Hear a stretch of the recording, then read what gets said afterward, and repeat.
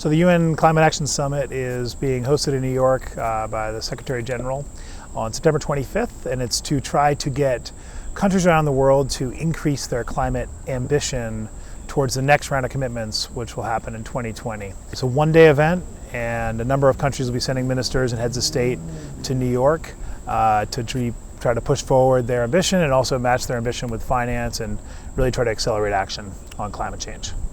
So WCS is, as everyone knows, increasingly interested in climate as both a main driver of a lot of biodiversity decline we see, but also an area where we, through a lot of our work in nature conservation, provide a big part of the solution.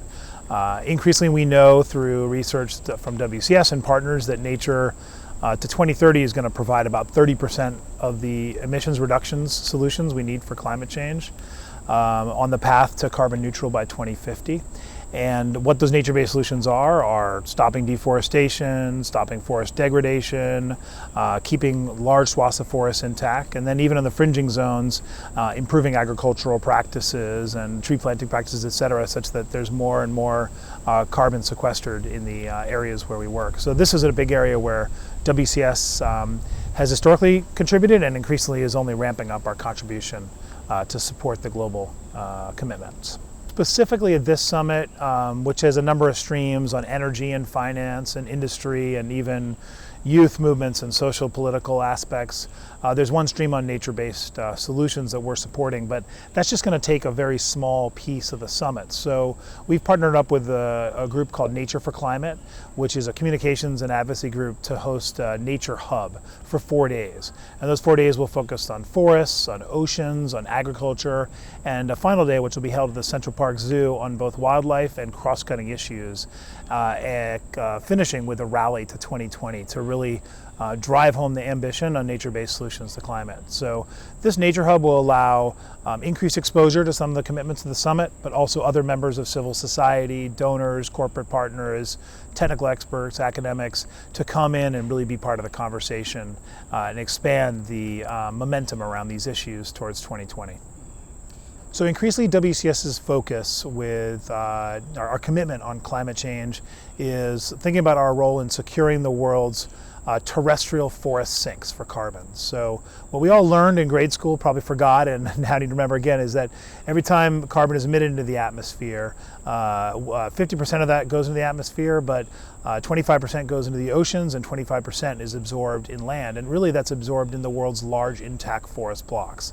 These are the boreal in Canada and Russia, and the Amazon, Central Africa, and Southeast Asia archipelago. And this is exactly where WCS works. It's areas with tremendous amounts of wildlife and biodiversity, areas that are, have some protected areas, but also are under significant stewardship of indigenous communities.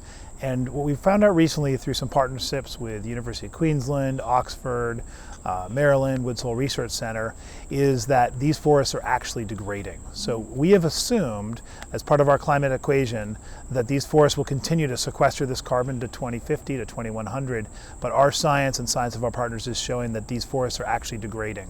We lost up to 10% in the last 15 years, and projections are we could lose over half by the end of the century.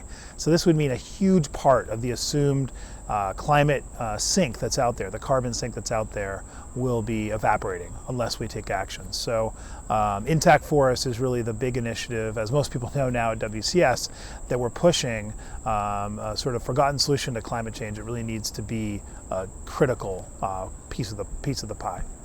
So there's sort of two elements to the strategy. The first is at the global level. We've led, of course, being WCS, led with the science to demonstrate and really dive into what are the drivers of loss and what's the nature of this loss.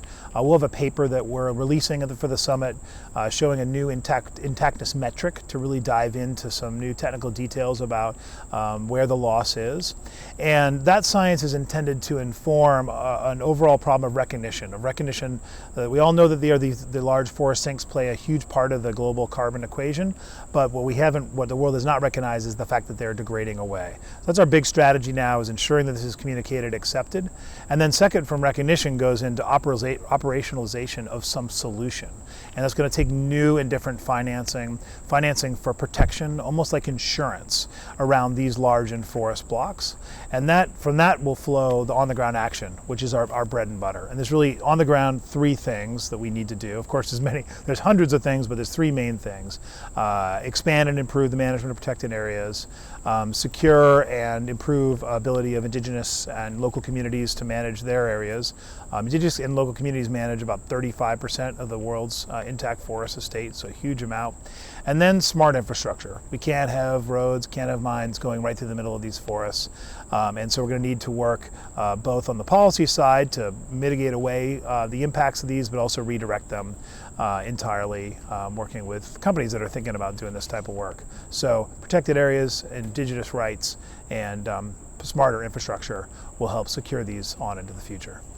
So I think the big thing about this summit is being held outside of the normal UN process, the normal UNFCCC Paris process, specifically to bring in other actors, to bring in the youth movements, the social movements, to bring in NGOs, to demand more action from corporates, and to demand action from governments outside the summit. So I think the biggest thing people can do is both take action themselves and demand action from the governments, the companies that they work for or work with, to take this issue seriously and recognize that the existing commitments are inadequate to reach the goals of the Paris Climate Agreement. So we're going to have to increase our ambition, and it's going to have to happen at all levels. And that's the reason the Secretary General called the summit.